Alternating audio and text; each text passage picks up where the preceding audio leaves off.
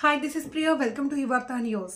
సత్యసాయి జిల్లా పెనుగొండ నియోజకవర్గం సోమందేపల్లి మండలంలోని జాతీయ రహదారిపై నేడు 9 గంటలు అవుతున్నా కూడా పొగమంచుతో కమ్మేసుకున్నాయి.